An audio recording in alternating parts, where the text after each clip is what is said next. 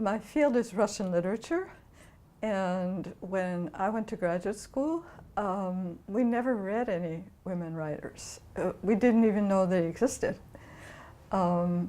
So eventually a group of us started to ask that question: were there ever any women writers, and who were they, and what did they write? And I got together eventually with two other women, and we put together something called the Dictionary of Russian Women Writers, which was the first book that had ever concentrated on women writers in Russian literature.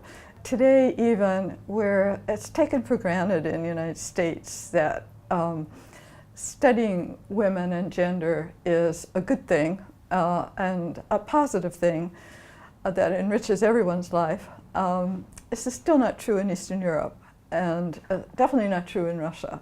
I think more than ever that gender needs to be looked at and questioned and applied in all different fields, more than ever, because it seems to be under assault, renewed assault, by those who want to put us back in say, the 1950s, in which I grew up and was a terrible time.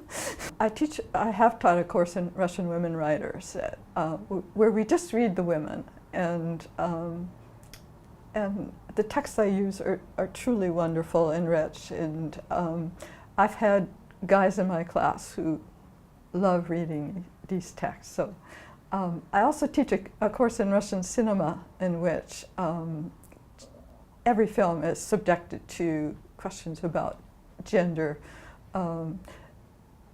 particularly, and it's just glaring in a society, the Russian society, where gender roles have been very essentially defined, but of course, as everywhere, are full of contradictions.